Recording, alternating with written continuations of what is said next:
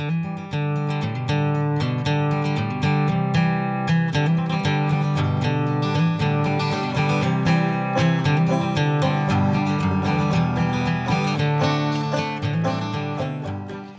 and welcome to Doug's Front Porch, a podcast where I get to sit down with friends, old and new, and have honest conversations. Today I welcome to the front porch Sarabeth Bowmaster, a former student and now a friend. I think I'll say that. How's that sound, Sarah? That sounds about right to me. Great. So, a little bit of background. I had Sarah Beth in high school. She was a student of mine in my German program, and she took my history class as well, my AP history class. Now she is a sophomore already at Penn State University. I'll let you talk a little bit. Tell everybody what your major is, and just briefly a little bit about where you are right now and what you're doing. And we're going to come back to all of this a little later in the interview. All right, yeah. So I'm in state college right now at Penn State. I'm majoring in women's gender and sexuality studies and philosophy. So I have two majors. Really love them, super fun. Not doing much because of the current, circumstances with COVID and everything, just kind of hanging out in my apartment. But it's cool to be on my own and have my own little place. So I'm enjoying it anyways. Uh, well, I wasn't going to talk about this now, but you brought it up, so I'm going to ask. So we're recording this in September, and COVID is kind of rearing its ugly head again here in central Pennsylvania. So how are things going at Penn State? Are your classes in person? Are you online? Is it a mix of both? Yeah, so I'm all online. Most of my friends have a mix of online with like Zoom and in person classes. Like I said, I'm still living up here, but all of my courses are online. Was that a choice that you made, or was that a choice that like your professors made and said, "Look, this class is online. This is this is how you have to do it." Yeah, so whenever I sign up for my courses, I had one that was in person, but just like logistically, it didn't seem right to just go to one and try to like get from a Zoom to a class in 15 minutes. So I just switched stuff around, kind of made that personal choice to stick it out at home and just do them online, which I guess, yes, the professors did have choices, but all of mine have chosen to like go online. So now that you've been doing it a little bit, and you did it in the spring too, what's your take on online education like that, virtual? I think we're doing the best we can. I don't think it's as beneficial as in-person courses, but at this point, the spring was a little rocky, just being thrown onto Zoom in like 2 days. But now that we've had like the professors have had time to plan, the students are more used to it. It's a lot easier to do stuff online and actually like make those connections, have good discussions. So I've been enjoying my classes so far. Um, I'm like in a mostly discussion, reading, lecture based majors. So it's not so hard to move online, which I'm really lucky for. So I think we're doing the Mhm. best we can. And we're doing, we're doing okay for now. Okay. Yeah, it's a whole new world. 100% as far as education goes in all of this, for sure. What's campus like? I mean, students came back. I take Mhm. it not all the students came back, but I mean, Penn State, huge school. For those of you listening that aren't familiar, Penn State, Pennsylvania State University is one of the largest universities in the country. 40 some thousand students undergraduate, and then another 15,000 or so graduate students. So it's huge. It's its own city. And normally, under normal circumstances, it's bustling, it's exciting. There's all these people, But how's campus feel right now? It feels pretty strange. I was expecting it to be more empty, kind of feel more weird and like apocalyptic, but we've been pretty normal. A good number of students came back, which I was really surprised about, mostly off campus students, so upperclassmen of apartments have come back. So downtown and on campus, like University Park, still pretty move in, but it's definitely weird seeing everyone in masks, and they have testing locations Sure. for COVID everywhere because I think like 700 or so get selected every day to get tested. Some crazy big number, every day have to go get tested. So they just have like parking decks and tents outside to Well, be tested at. how does that work? Do you get like an email or a notification that says, "Okay, it's your day. Please go get tested," or can you voluntarily, get tested? Yeah, it's an email. So, you get the email, you have to pick a time and a place, go get tested that day. And if you don't comply with that email, your Penn State accounts are all shut down. Oh my gosh. Okay. Yeah. Yeah, it's Oh it's man. for real. It's intense. Yeah. Yeah, well, it has to be. I mean, it has to be given the amount of people that are there. Well, that's enough COVID talk. We might come Yeah, back to that definitely. later, but I want to talk about some other stuff. Um, let's All go right. back to young little Sarah Beth growing up in Lock Haven, Pennsylvania. You are the youngest sibling out of is it 4 in your family? there there are 5 of us, so I'm number 5. Okay, and what was that like being the youngest of? Because I'm the oldest in my family, and what was Mhm. that like? Well, so I'm the only girl in the family. So 4 older brothers. We range from 35 to 18. So it was definitely interesting. My closest brother, Robbie, who you know pretty well, he's just now turned 20. So we're super close in age. So, like, it was always fun to have some like built-in friends at home to just like goof off with, make your parents mad with. As you Yeah. get older, like in our teenage years, things were always very interesting.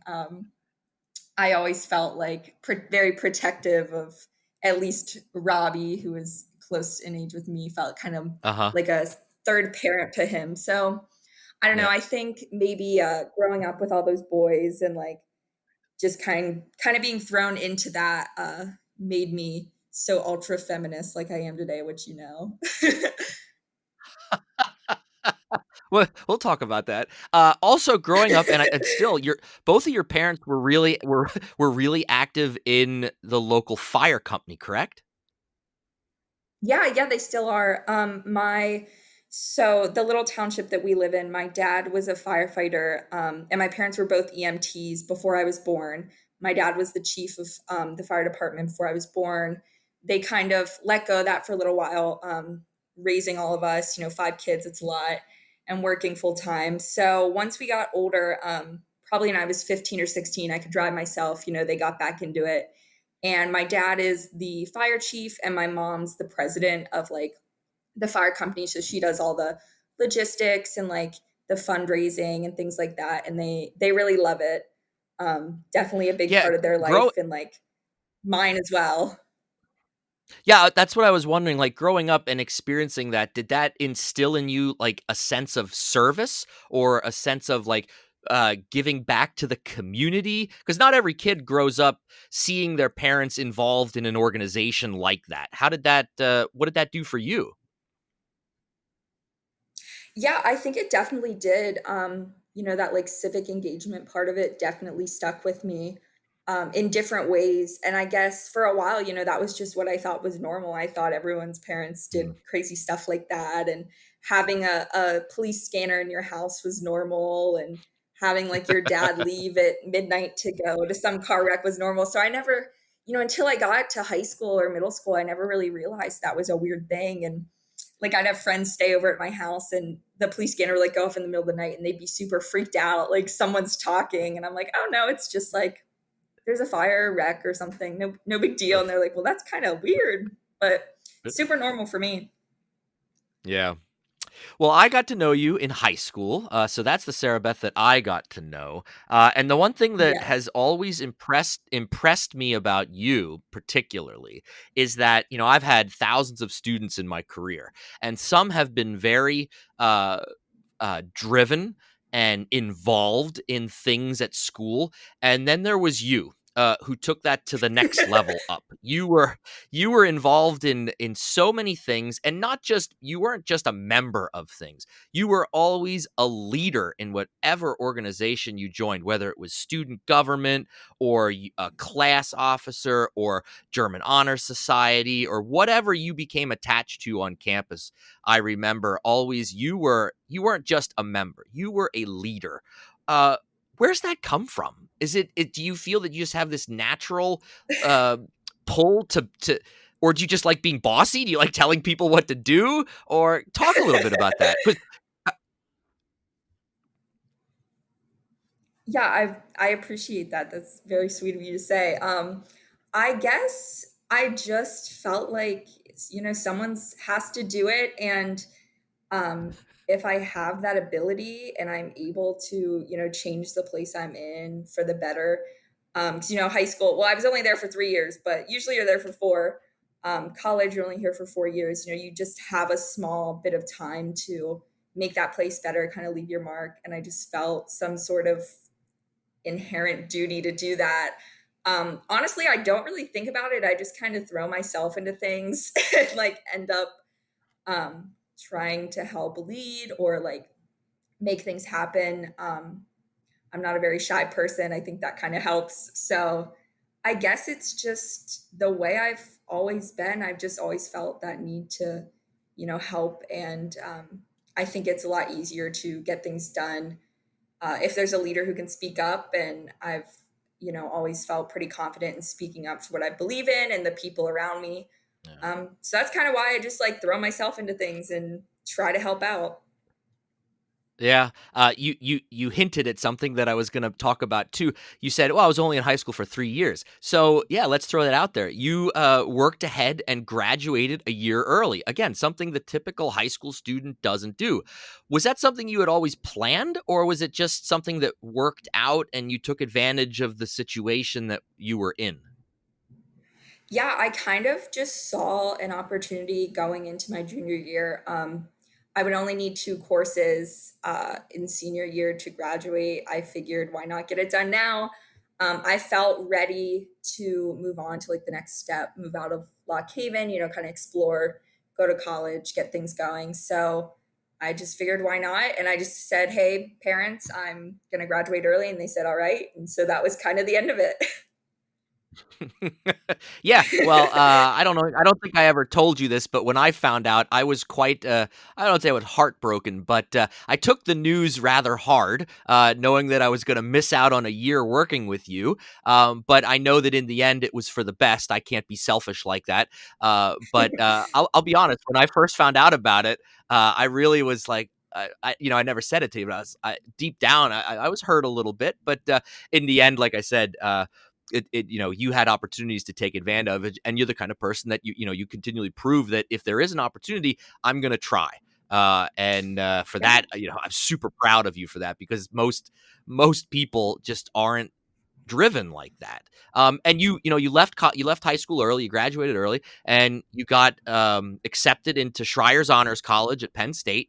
An honor for sure to be accepted into a program like that. And you didn't slow down. You got to college and you started getting involved in things on campus. So let's talk a little bit about that. You're part of the undergrad association, which you told me is the equivalent of like a student government on campus. Um, what's that been like? Yeah, so it's called the University Park Undergraduate Association, just pretty much student government.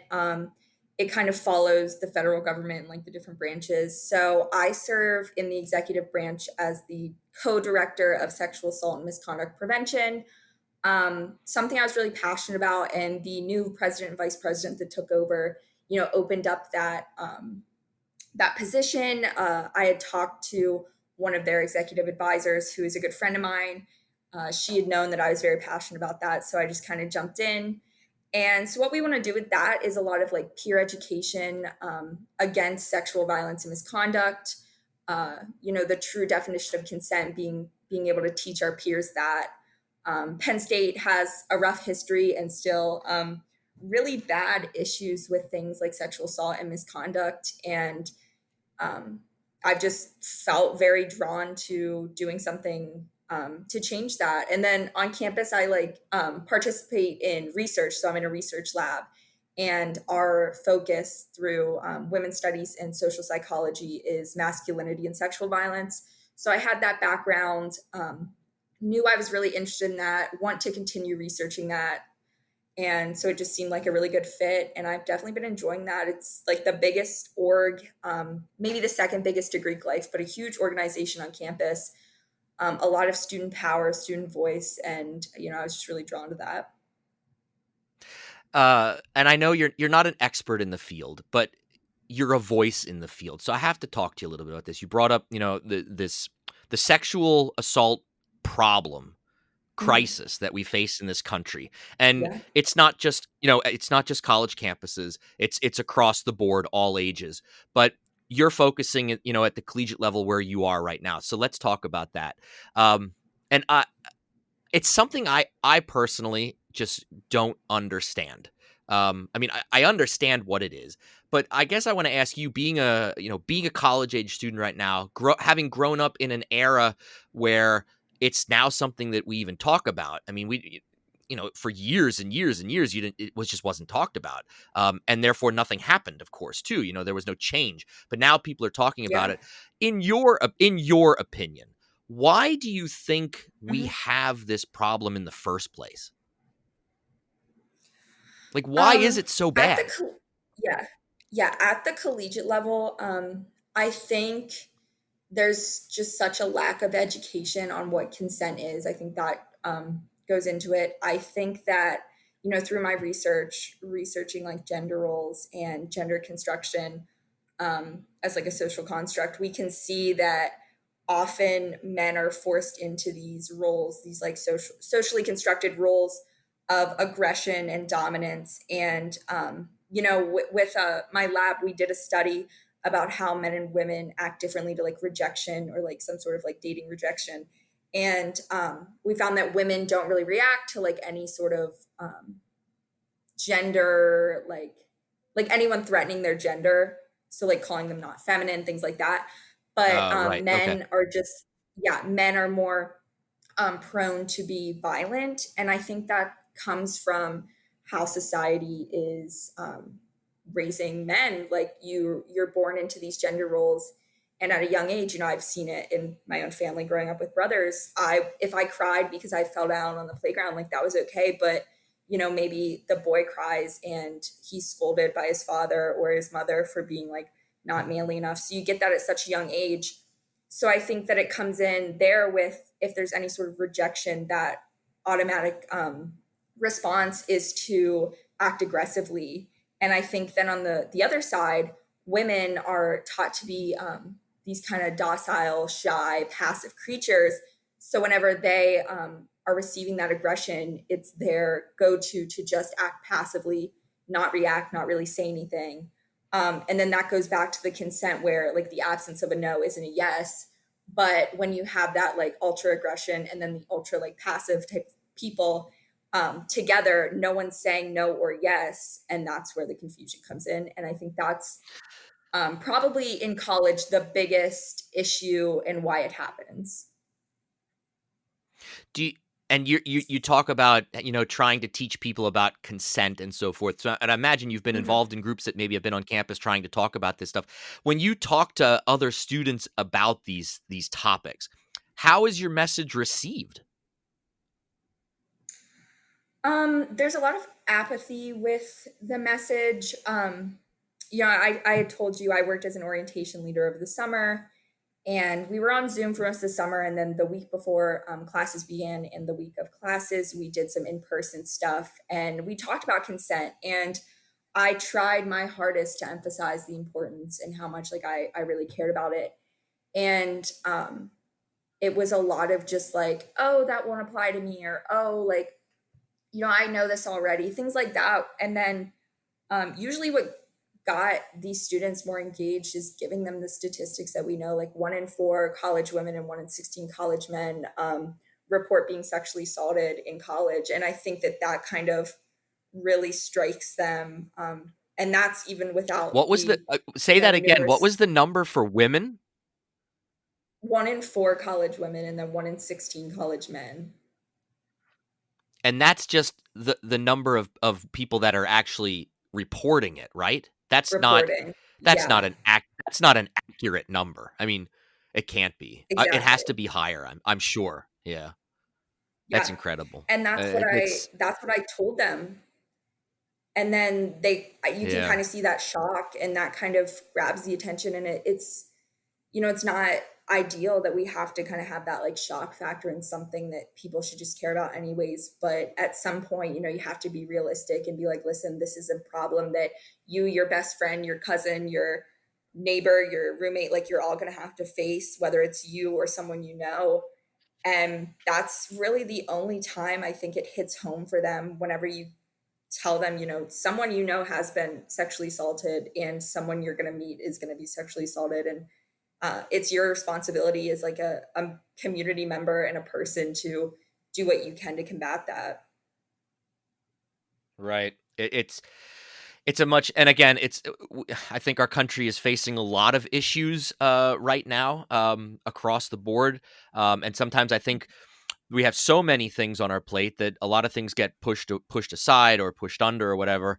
Um, Yeah. but I think between this, when I look at collegiate life in the United States, absolutely sexual assault on campuses and off campus, and also the issues around alcoholism too. And I think that also ties into, and I'm sure, I mean, there's tons of probably studies out there that the and again, it goes to this construct that you go to college and you're supposed to party and you're supposed to Yeah. get blackout drunk on a Friday night, otherwise you're not experiencing college correctly, and those things just lead to more issues, of course. I Hmm. don't even know how a university, especially one the size of like Penn State, I mean, yes, it's going to take people like you, students and organizations, trying to get the word out, but I don't want to burst your balloon or anything, but it's such a problem that I mean, I hope that the ship can be changed, turned.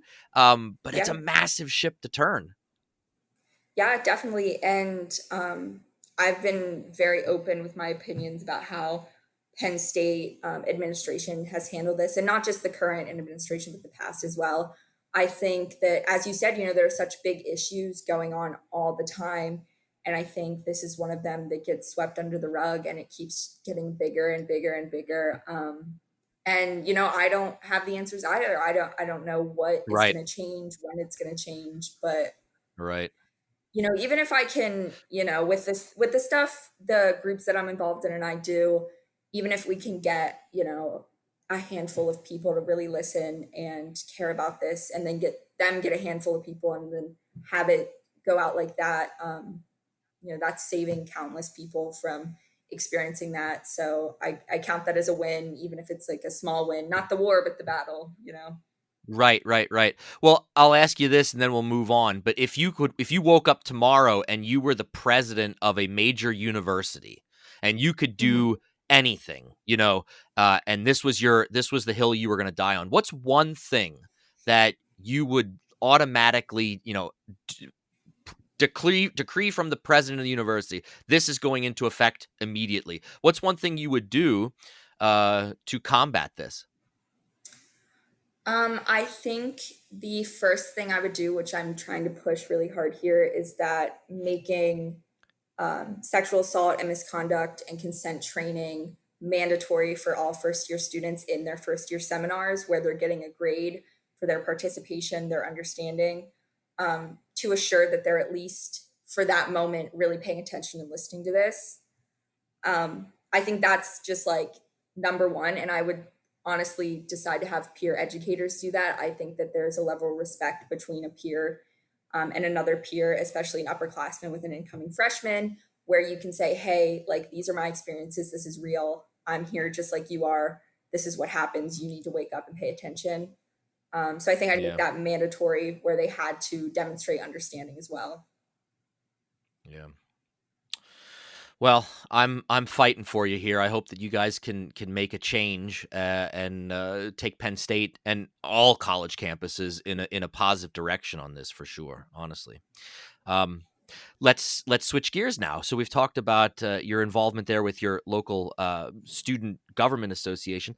So politics. When I knew you as a junior in high school and sophomore, you were one of those rare students that actually was interested in the news and politics, and you weren't a passive news junkie or passive political junkie. You got wonky, which is good. It's great. It was, I could talk to you about stuff that I couldn't talk to with about with the normal student. So you get to Penn State, and then you're like, everything I'm doing still isn't enough. I want to find and do something more. So I'm going to go in and create the first collegiate chapter of League of Women Voters, which you did at Penn State. Yeah, yeah. So, my first year English professor was like, we just got along very well. She's also very passionate about politics, Dr. Jess O'Hara. She's great.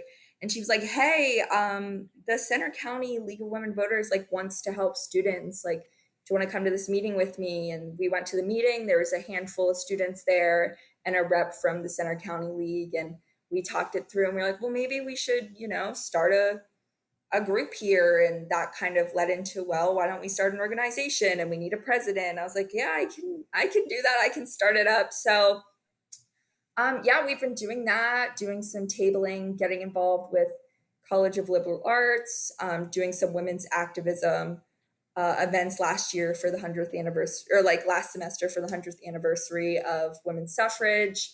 We're, Mm-hmm. in a lot of collaborations right now with figuring out what to do with voter registration for students who, what if in 2 weeks we're sent home? What do they do if they're registered here? And what do we do about mail in or absentee? Um, so yeah, it's just another thing. Like I said earlier, just kind of said, well, why not? And got involved. And we're the first collegiate chapter. It's super awesome. We're still pretty small group on campus, but we're doing what we can and hoping to grow our numbers more this year once things settle down and we can get some meetings going. What's it about politics that interests you so much? um, I am very like people driven. I've always just felt as if like in this world, the two biggest things that we need to worry about are the people around us and the earth itself. And I guess politics, in my opinion, is very personal. There's this quote that came from second wave feminism: "The personal is political," and I think that's very true. Um, so I guess I've just been drawn to it for that reason, and wanting people to use their voice within their vote. And I want people, to think about all of those affected by their political choices or their actions or their beliefs. And that's kind of kept me coming back to it and caring about it. Do you find well, I guess I'll ask this. Most of your peers, do you feel that they're pretty uh politically active right now given the environment and the culture that's going on, or do you find that most of your peers are still pretty it's politics, I don't, I hate politics, I don't want to get involved in any of that stuff? I'd say in high school, it was mostly don't want to get involved or like absolutely clueless. And now that I've been at Penn State, I'd say it's probably a 50-50 split, honestly, here. Um, there is a very large percentage of students who are very active, really care about politics and like the shape of the nation, things like that. But then there's that other side that is just kind of like, I don't need to worry about it yet, not interested, don't want to get involved, too controversial, things like that. So I'd say 50-50. If you could look into your crystal ball into the future, do you think your generation will turn out the vote in November? um, Like, do a lot of your I have a lot of your friends said, "Oh, I'm voting," or yeah, are your friends definitely. not saying that kind of stuff? Okay, I was just curious. All of my friends It's are registered.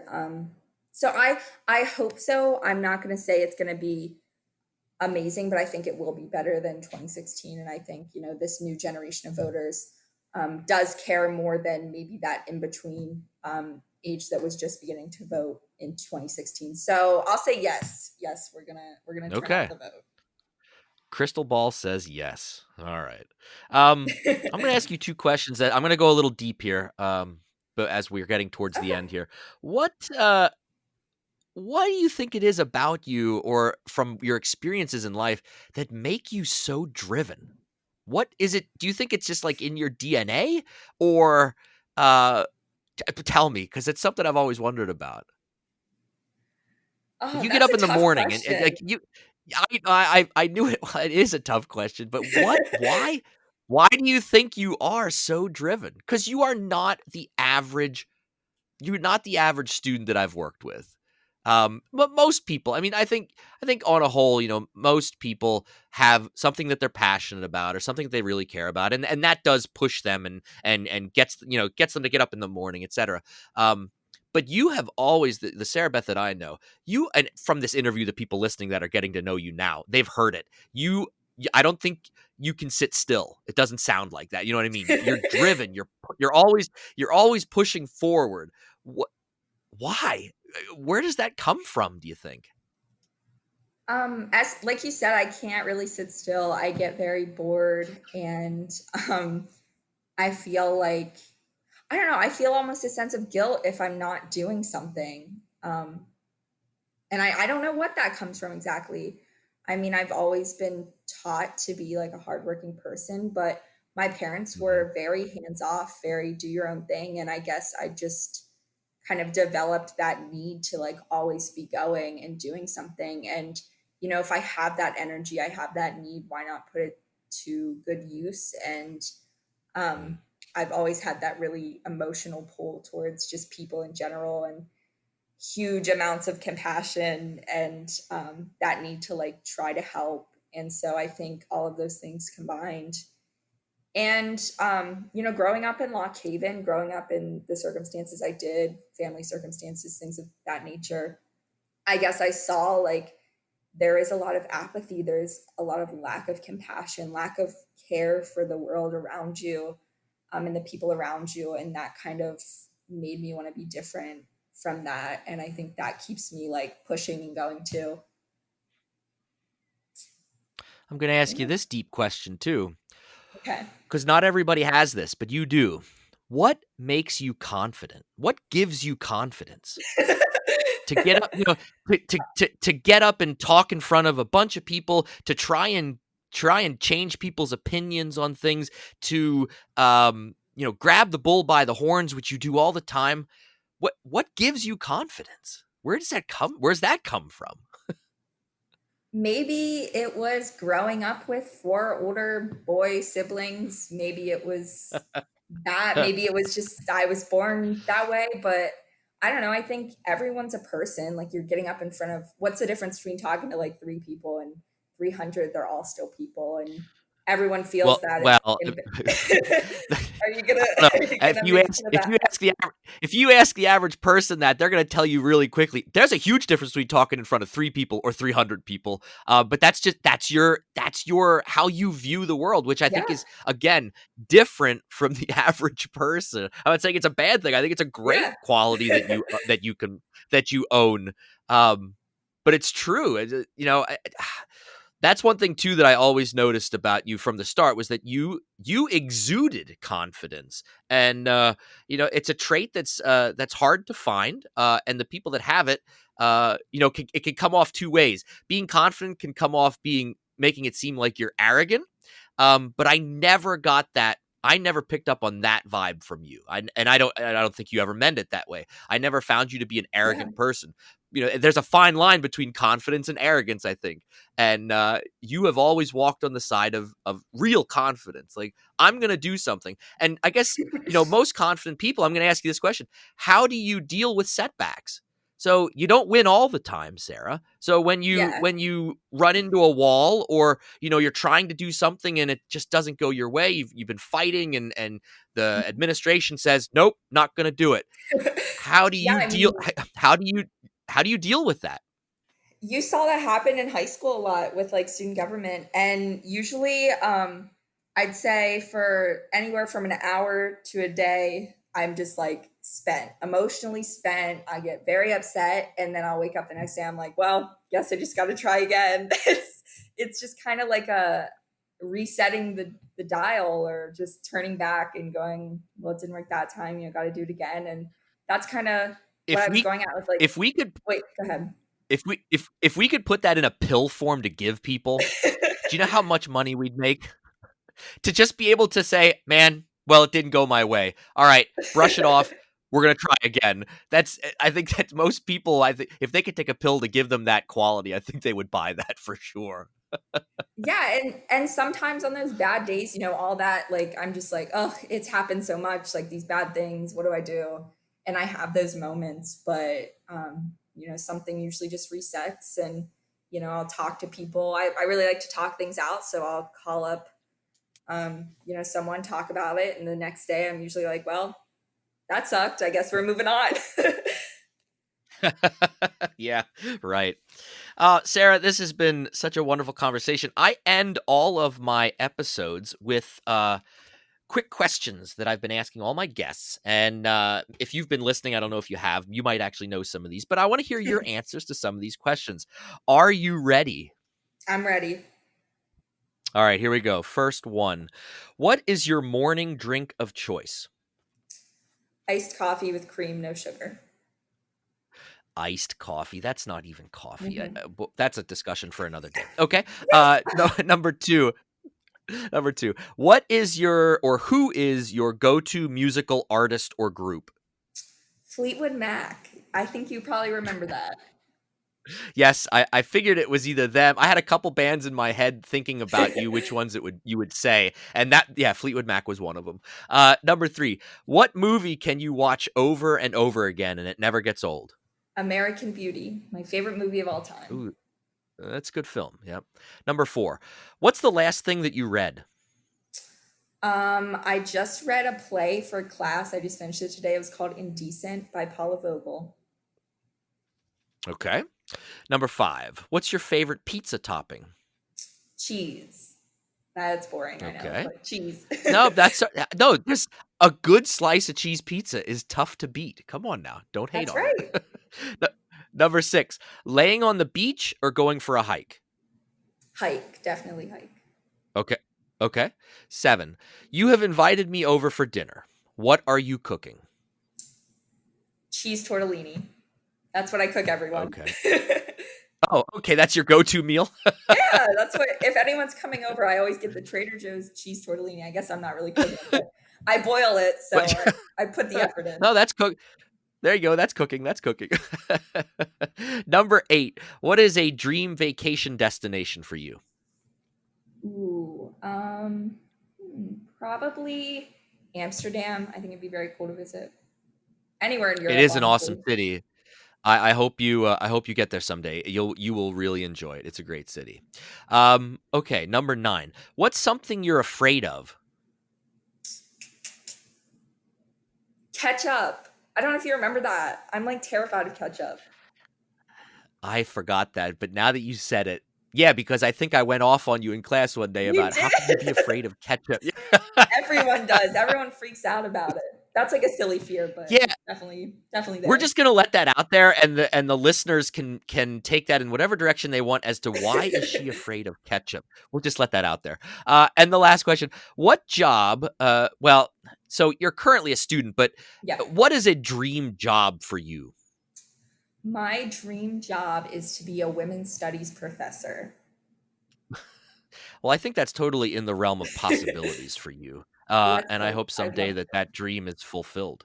Um, Sarah Beth, I can't say enough how proud I am of you as having you as a former student and what you've done in just the short amount of time that you've been on this earth. And I know that only good things are going to follow you because you have that drive, you have that confidence, and you have the desire to make the world a better place. We need more people like you, Sarah Beth, out there, and just Thank keep doing you. what you're doing. Um, I got your back anytime you need me. That's for sure. I wish you all the best the rest of the semester. Be safe on campus. Um, and thank you so much for coming on the front porch and doing this episode with me. Yeah, thank you. This was awesome. I miss chatting with you. We can remedy that hopefully soon. Yeah, definitely. Well, thank you for listening to Doug's Front Porch, a conversational podcast with your host, Doug Maidenford. If you enjoyed this episode, I'd love for you to subscribe, rate, and give a review on iTunes, Spotify, or wherever you get your podcasts from. Follow along on Facebook, Twitter, and Instagram at Doug's Front Porch. You can find us there. Also, please feel free to tell all of your friends about the show. I'll see you all next time on My Front Porch.